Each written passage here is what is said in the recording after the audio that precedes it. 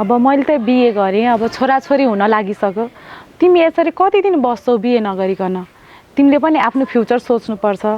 यसरी बरालिएर नहिँड। तिमी कसरी तिमीले यस्तो कुरा गर्न सकेको भन त? म तिमीलाई माया गर्छु, म तिमी बाहेक अरूसँग बिहे नै गर्न चाहन्न भने मैले बिहे गरेर के फाइदा?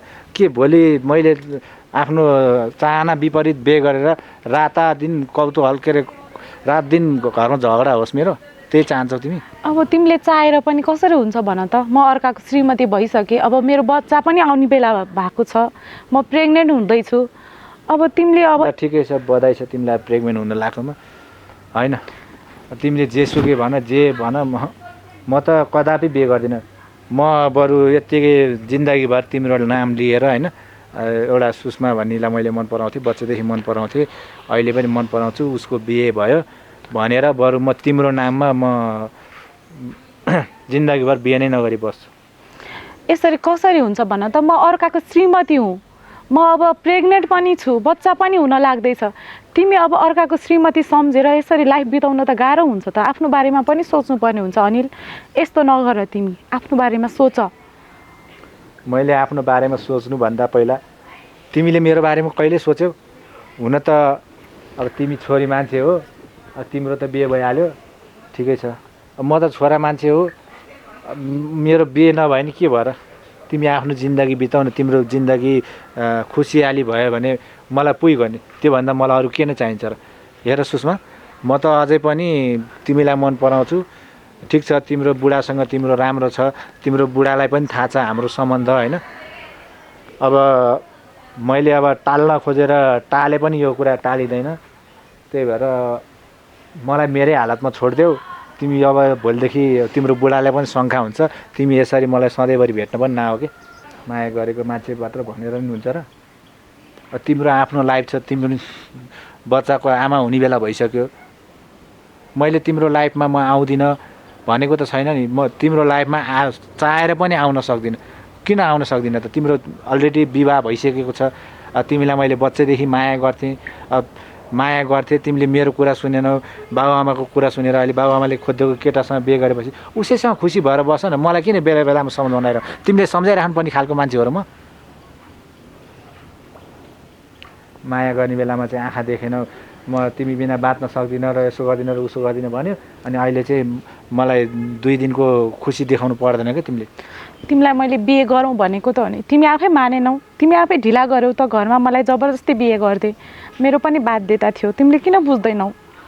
तिमीले भन्ने बित्तिकै मेरो पनि त त्यतिखेर समस्या थियो, समस्यामा परेको थिएँ। मैले तिमीलाई बारम्बार भनेकै थिएँ केही समय पछाडिलाई सारा न, म तिमीले जे भन्छौ त्यही गर्छु, म तिमीसँग बिहे गर्न तयार छु भन्दा तिमीले 2 दिन कुर्न सकेनौ त?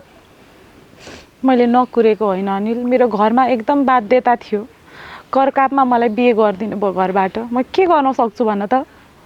करकापमा भने पनि जे भने पनि आखिर तिमी अहिले बिहे गरेर खुसी छौ होइन? खुसी छु म। ठिकै छ नि त, अब तिम्रो खुसी नै मेरो खुसी हो, म त्यसैमा खुसी छु। मलाई एक्लै छोडिदेऊ, मलाई कसैको साथ चाहिएको पनि छैन, कसैको साथको खाँचो पनि छैन। म अहिले जे छु एक्लै ठिक छु। मलाई पनि तिमी हाँसेको, रमाएको, तिमी खुसी भएको हेर्न मन लाग्छ। त्यही भएर तिमी आफ्नो जीवन, नयाँ जीवन सुरुवात गर भनेर सम्झाउन बोलाएको मैले तिमीलाई। तिमी बुझ्नै तयार गर्दैनौ, बुझ्नै तयार छैनौ तिमी। हेर, मैले तिमीलाई नराम्रो भनेको नि होइन, तिमीले नराम्रो सोच्नु पनि पर्दैन। यसरी आज भोलि पर्सि भन्दै वरपरको छिमेकीले नि देख्छन्, थाहा पाउँछन्, अनि भोलि मलाई के भन्छन्? म समाजको अगाडि म नराम्रो हुँदिनँ। यसरी लुकी नभेटौँ। अब आखिर यथार्थ कुरा जे हो तिम्रो बुढालाई पनि थाहा भइसक्यो। त्यही भएर अब पहिलाको हाम्रो जे थियो त्यो त्यसमै सीमित हुन देऊ। अब एउटा साथी थियो, अब साथीले अब मुटु गाँठो पारेर मलाई छोडेर, मेरो साथ छोडेर अर्कैसँग गयो भन्छु, म 2 दिन दुखी हुन्छु, त्यसपछि म आफ्नै सुखमा फर्किन्छु। किन मलाई बेकारमा टर्चर दिन आइरहेको छ? होइन, किन केही बोल्दैनौ? हुन त तिमीसँग बोल्नु कुरा पनि त हुनु पऱ्यो नि, बोल्ने शब्द पनि त हुनु पऱ्यो नि।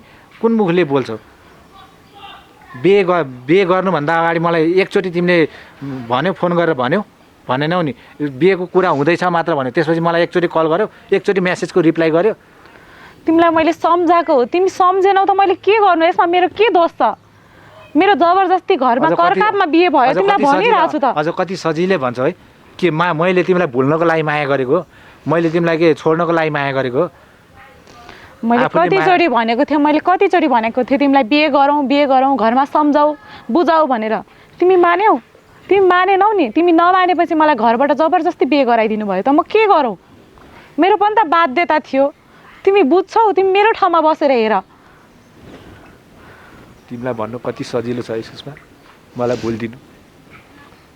मैले तिमीलाई भुल्नको लागि माया गरेको होइन। मैले त तिमीलाई बच्चैदेखि माया गर्थेँ। सम्झ त, त्यो बच्चा बेलामा हामी भाँडाकुडी खेलेको, एकचोटि त हामी झुक्किएर माटोको सिन्दुर पनि लगाइदिएको छु मैले तिमीलाई भाँडाकुडी खेल्दाखेरि। त्यो विगतलाई म कसरी भुल्न सक्छु? तिमीले आफूलाई भन्दा पनि बढी माया गरेको मान्छेलाई म कसरी भुल्न सक्छु भन त? कति सजिलै भन्छौ भुलिदेऊ भनेर।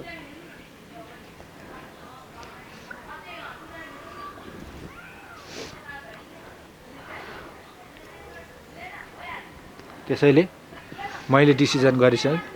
अब आजदेखि आइन्दा म पनि तिमीलाई चिन्दिनँ, तिमीले पनि बिर्सेर पनि मलाई भेट्ने कोसिस नगर्नु। एउटा मेरो साथी थियो, यस्तो साथी थियो भनेर सम्झिनु होइन। आजको दिनदेखिबाट मलाई फोन पनि नगर्नु, मेसेज पनि नगर्नु। त्यो नम्बर पनि मेरो मोबाइलबाट तिम्रो नम्बर पनि डिलिट गरिदियो मेरो। आजको दिनदेखिबाट म तिमीलाई भेट्न पनि आउँदिनँ, म तिमीलाई सताउन नै आउँदिनँ। र तिमीलाई पनि म बिहे भएको एउटा विवाहित महिलालाई बारम्बार यसरी भेटेको, यसरी डिस्टर्ब गरेको राम्रो पनि हुँदैन। ठिक छ, अब म जहाँ छु जे छु ठिक छु। आजको दिनसम्म हाम्रो जे सम्बन्ध थियो त्यो ठाउँमा थियो भयो। र आजको दिनबाट म तिमीलाई पनि चिन्दिनँ, तिमीले पनि मलाई चिन्दैनौ होला। मलाई 2-4 दिन तिमीलाई भुल्नलाई गाह्रो होला, तर 2-4 दिनपछि म आफै भुल्छु तिमीलाई।